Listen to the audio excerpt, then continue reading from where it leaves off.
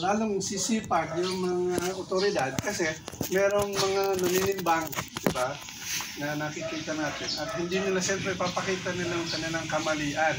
Lalo silang maging snappy at maging matatag dahil may umaalalay sa kanila.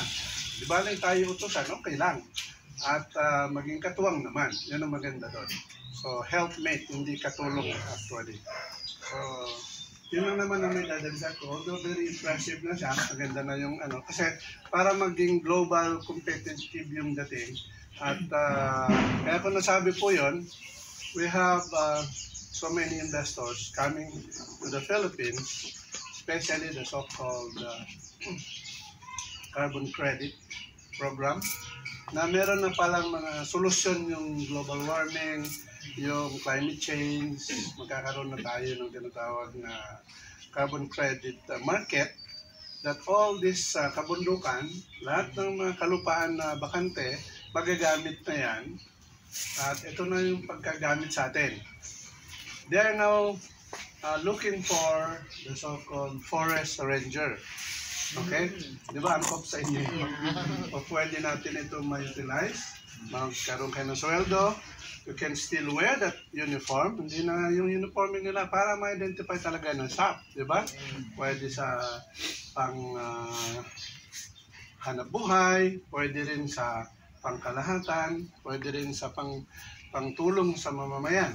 So, lahat nandoon na po yung component ng katauhan natin.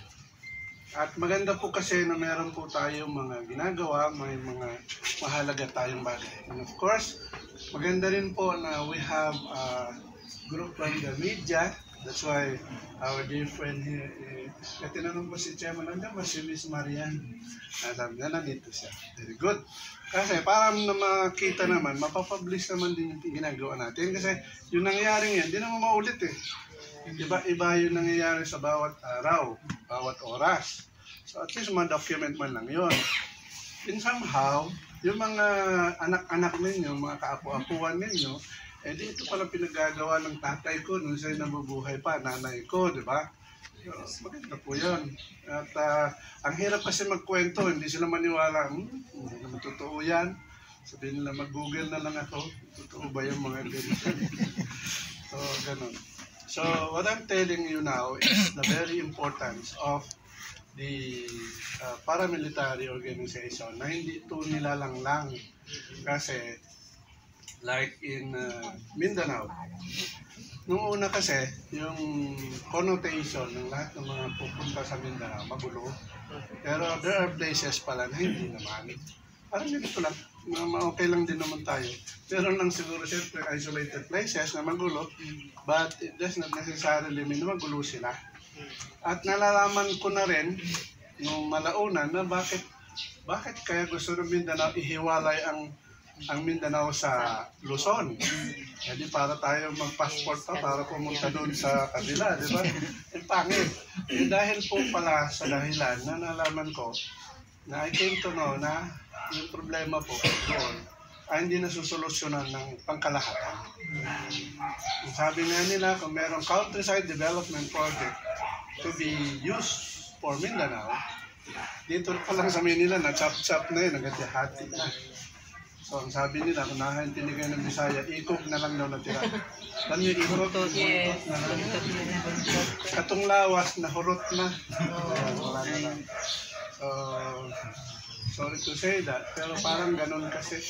Kaya, andito tayo bilang masasabi natin na nangangasiwa sa kapaligiran. And of course, we are allowed to report something na hindi natin nakikita maayos at hindi ka nais-nais.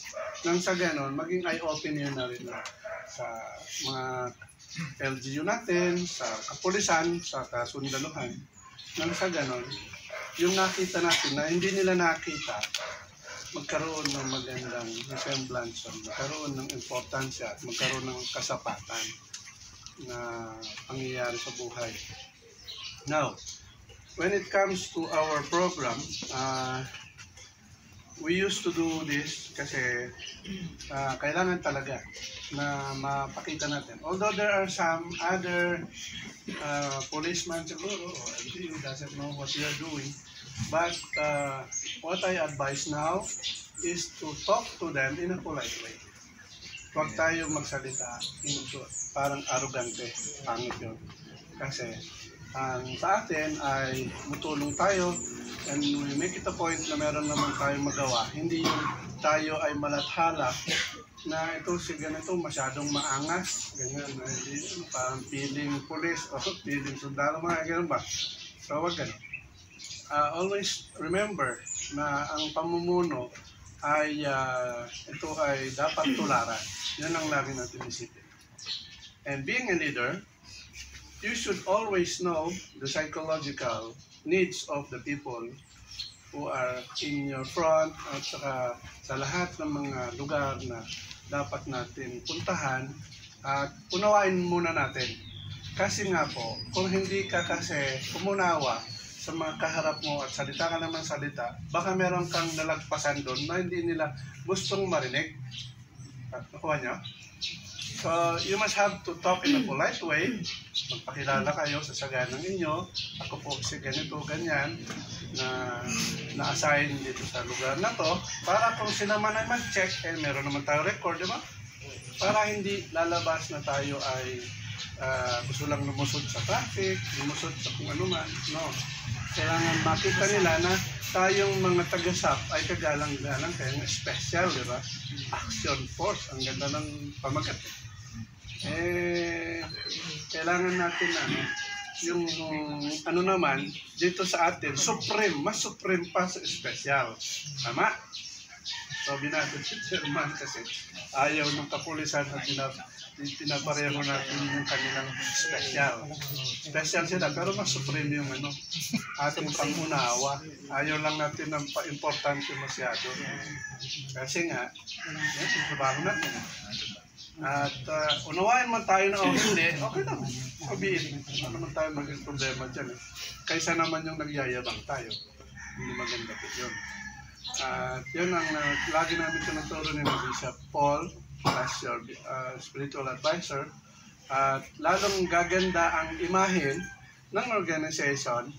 At siyempre, malulugod din ang ating LGU, ang kapulisan, ng pangkalahatan, at lagi tayong imbitahan para maging katuwang nila.